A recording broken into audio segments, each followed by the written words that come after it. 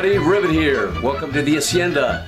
Today we're going to make something from Italy, Malfatti. Malfatti are tiny little dumplings, kind of like gnocchi, but there's no potatoes in it. And I'm going to serve it over my homemade ragu sauce. And I'm going to show you how to jazz up some regular grocery store spaghetti sauce and make a delicious ragu. Now, Malfatti in Italian means poorly made. And that refers to the fact that these little dumplings are rolled out by hand, and so they got all kinds of odd little shape. They're not professionally done, and they promise to be good. So let's get cooking. Okay, so here are the ingredients, both for the Malfatti and the ragu. We've got a bouquet garni of oregano and basil. We got some Parmesan. This is a regular old grocery store sauce that we are going to jazz up to make our ragu.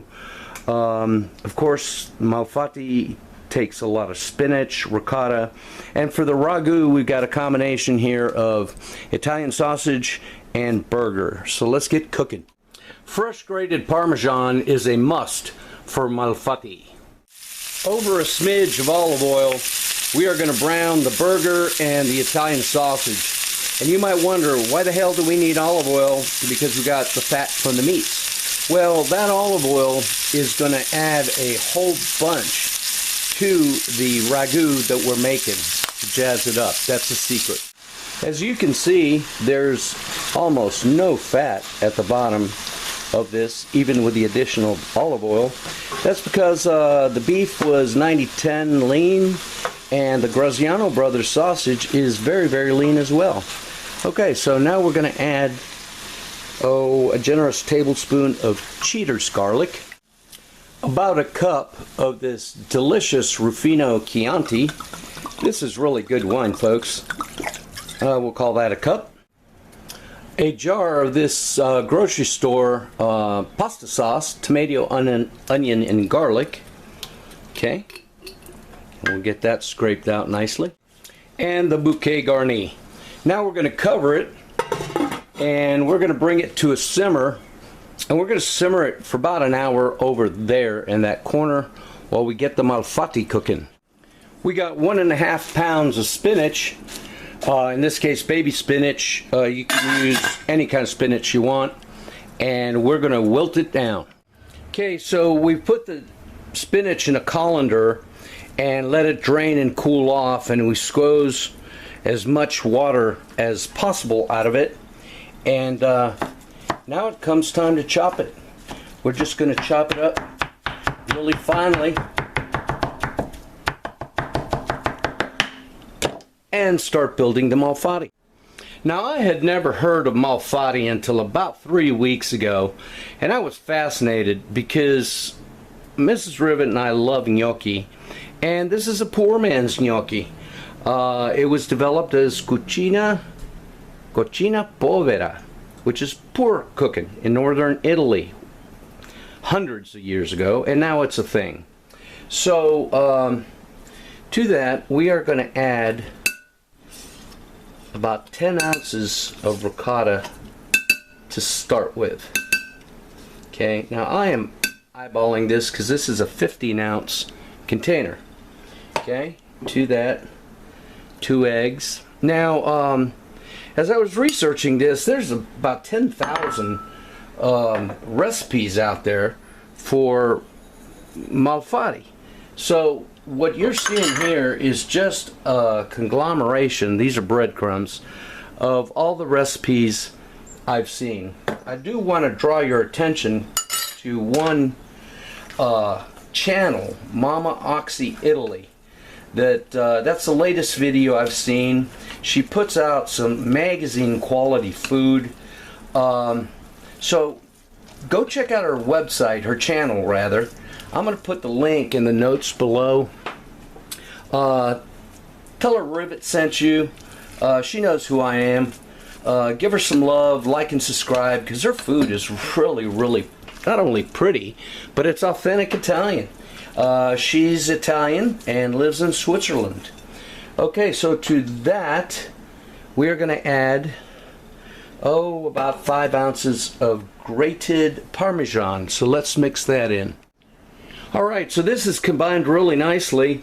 And the last item we're going to put in here is 4 ounces, about half a cup of flour. So let's get that going.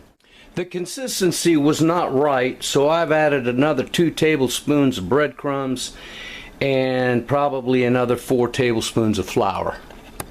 Okay, so we got the consistency right, and this is where the Malfatti, or poorly made, come in. As you can see, we roll them up and they become odd little shapes. Some people do them round balls and scoops. I kind of like these long oval ones, so I'm going to try my hand at that. And you dust them in flour and then just set them off like that to dry. Now let's see what a little ball looks like. Oh, not bad. You can make balls or tubes either way, and then you set them off to dry. So I'm not going to bore you with all this, but we're going to make a crap ton of them. Okay, here's the ragu after an hour. I've taken out the bouquet garni. The last half an hour it was uncovered, and I added 2 ounces of tomato paste. So it is ready. Now all we got to do is cook the Malfatti. And here are the finished Malfatti after rolling them, and they're certainly living up to their name. Okay, so we'll try some round ones first. Get them in there, and just like gnocchi, they'll sink to the bottom and then they're going to float to the top. Once they float to the top with gnocchi, you fish them out. With these guys, you let them cook another 3 minutes or so while they're floating. So let's do that. Okay, they've been floating for 4 minutes. I set the timer on and they've been cooking. So now we're going to fish them out, and we're going to put them on a plate with some paper towels like that. And we want them to dry out a little bit because we are cooking these in batches, and I've got another load to boil. So join me then when we plate up the dish. And here are my delicious little Malfatti, living up to their name. Looking very poorly made, but let me tell you folks, I've already eaten one, and this is some of the best food I have ever stuck in my mouth. But that's not all.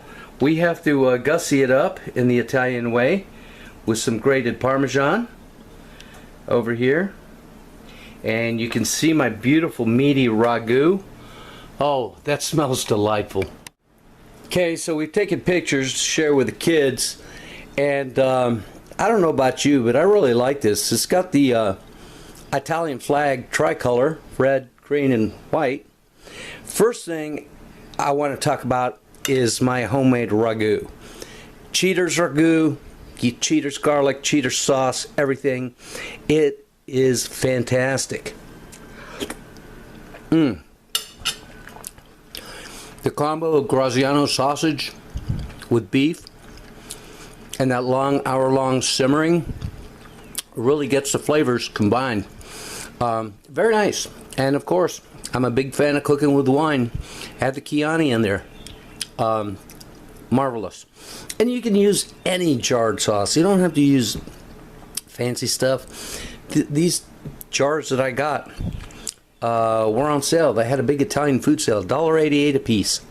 Okay, so time for Malfatti. They cut firm but softly. Let's try one.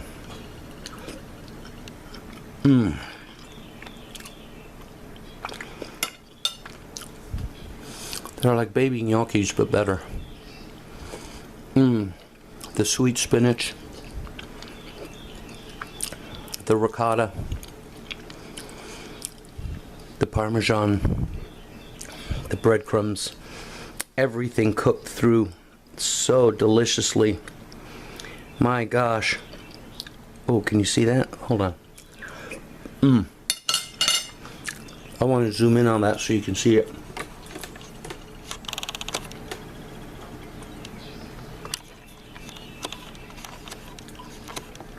Yeah, there you go. That is delicious. And now, of course, blur it out. There you go. That is so good. I will make these again. Yes, it was a lot of work. It was involved. But this is the kind of recipe you want to make for your guests when they come over. This is so good. And I bet you could make a bunch of these and freeze them. And then cook them from frozen, boil them. It is really, really good stuff. Thanks for watching, folks. Hope you liked them as much as I did. Mrs. Ribbit didn't particularly care for them. She loved the spinach, but she's not a big fan of ricotta. And she'd rather have gnocchi. So, whatever. You don't have to like them. I love them. And again, go check out Mama Oxy. Send her my love. Tell her the Rivet sent you. Like and subscribe. Y'all take care, people. Bye-bye.